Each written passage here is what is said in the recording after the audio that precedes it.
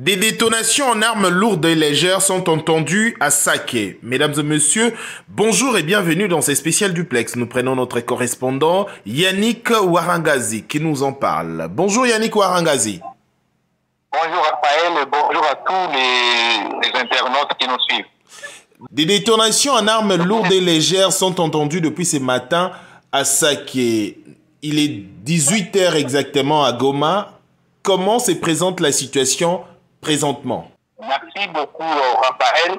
Dans le lieu, j'aimerais souligner que la cité de Saké est toujours contrôlée par les forces armées de la République démocratique du Congo qui sont en train de se faire pour écarter la menace qui préserverait sur cette cité, située à une vingtaine de kilomètres de la ville de Goma, qui est la capitale provinciale du Nord Kivu.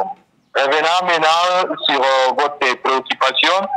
C'est depuis en tout cas la matinée de ce samedi 11 mars 2023 que les détonations en armes lourdes et légères sont attendues à Saké et surtout les détonations qui sont signalées de l'autre côté aux environs de Saké, dans les cités situées, dans les entités situées à près de 5 km de Saké. Il s'agit en effet de combats qui se poursuivent entre l'armée régulière congolaise et les terroristes du M23 appuyés par le Rwanda. Ce sont ces affrontements qui se poursuivent et il faut signaler aussi une chose, l'ennemi est en train de larguer plusieurs bombes dans la cité de Saké.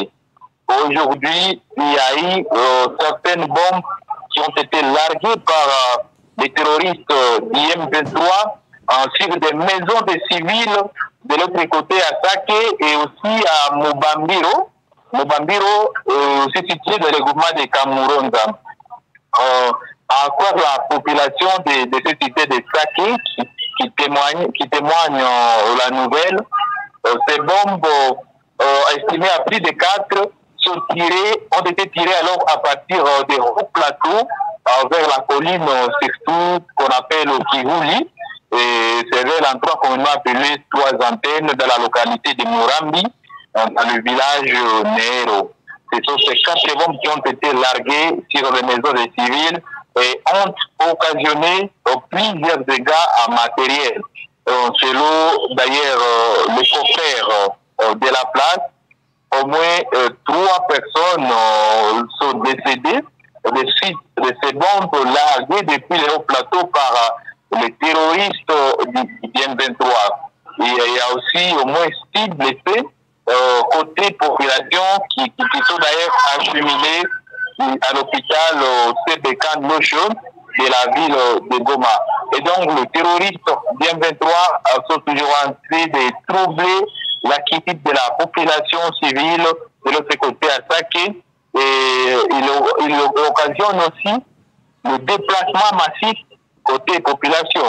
Il y a plusieurs personnes qui se sont déplacées de ces bombes larguées à pleine cité par l'ennemi qui est en train de violer les cessez-le-feu déjà demandés par le chef d'État de la communauté d'Afrique de l'Est. Et l'ennemi qui a dit qu'il serait d'accord et qui serait favorable au cessez-le-feu, malheureusement, il est en train de prouver le contraire. Et tous les jours, il est en train d'attaquer les différentes positions des forces armées de la RDC. Et malheureusement, pour lui, l'armée régulière congolaise est très très vigilante. Elle est en train de tout faire pour aussi mettre hors d'état de nuire ces terroristes du M23 qui sont en train de vouloir conquérir la cité de Saké afin aussi de venir prendre la grande ville de Goma, qui est la capitale de la province du Nord Kivu. Mais l'armée congolaise est en train de défendre le terre des Congolais, et l'armée congolaise est en train de se défendre.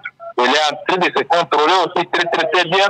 Aujourd'hui, l'avion de chasse a été aussi visible sur plutôt dans les airs, en train aussi de pilonner les différentes positions de ces terroristes du M23 qui veulent à tout prix troubler la quiétude de la population.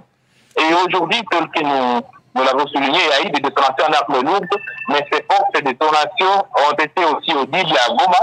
Donc, les habitats les habitants des différents quartiers situés aussi de la ville de Goma attendaient bien évidemment ces détonations en armes lourdes et légères. Donc, vous le savez, Sake et Goma, c'est seulement une vingtaine de kilomètres. Et donc, à Goma, on est aussi en train d'attendre ces fortes détonations de suite de ces affrontements entre le Rwanda, la paix du M23 et les forces armées de la République démocratique du Congo. Il faudra aussi souligner que le jeudi dernier, le jour où les troupes burundaises étaient arrivées ici à Ville de Goma, ils étaient directement conduites à Mubambiro, où ils sont cantonnés d'ailleurs.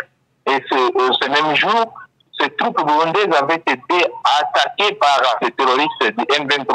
Et quand l'ennemi est entré de larguer des bombes aussi sur différentes positions des forces de l'EAC, ça montre que l'ennemi est entré toujours de troubler et l'ennemi est en train de mentir à haute voix qu'il est prêt à cesser les faits alors que c'est faux, il est en train de vouloir avancer. Et il y avait des bombes qui avaient été larguées sur différentes positions des troupes burundaises et ces mêmes bombes avaient été lancées sur différentes positions des quartiers de la MONUSCO, toujours de l'autre côté à Mubambiro. Et voilà la situation. Pour l'instant, il est 19h02. Il y a toujours des détonations. Le combat se poursuit de l'autre côté aux alentours de la cité de Sake. Mais l'armée est en train de se défendre. Et comme l'avait dit le chef de l'État, l'armée fera des sommets pour mettre à déroute l'ennemi et afin de pouvoir le chasser dans des agglomérations qu'il occupe. Et aujourd'hui, comme je l'ai dit, l'armée est en train de pilonner différentes positions de l'ennemi. Et voilà donc la situation de l'après-midi de l'autre côté à Massissi, et à seulement quelques kilomètres de la ville de Goma. Comment est-ce que la cité de Sake, c'est une grande agglomération? Bien évidemment, la cité de Sake, elle est vraiment peuplée. Elle est une grande agglomération dans le territoire de Massissi. Elle fait partie des grandes cités. C'est une cité très, très stratégique.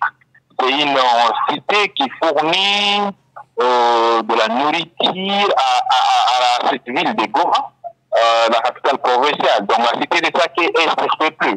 Et quand l'ennemi largue des bombes sur les maisons de la population de l'autre côté à Sake, c'est déjà un danger pour la population. Et voilà pourquoi différentes couches sociales de la société civile sont en train de décrier cette situation et demander à ceux qui aient des opérations de grande envergure qui pourront chercher directement ces hors-la-loi qui ne visent que leurs intérêts privés, et ces hors-la-loi qui sont en train de s'abattre et de s'apprendre plutôt à la population. Quand vous larguez les bombes sur la population, donc ça montre que vous êtes très très dangereux pour cette population. Clairement, ce sont des terroristes. Vous dites? Clairement, ce sont des terroristes. Bien évidemment, quand vous larguez des bombes sur différentes maisons de la population, vous larguez des bombes dans une activité comme ça, et ça montre que vous êtes des terroristes. Et c'est du terrorisme tout simplement qu'il faut, et ça mérite une fois pour toutes. Et donc, pour dire, l'armée qui est en train de faire, elle doit encore fournir d'autres efforts afin de mettre à déroute ces terroristes du M23 appuyés par le Rwanda. Le Rwanda, lequel pays situé juste à frontière avec la République démocratique du Congo.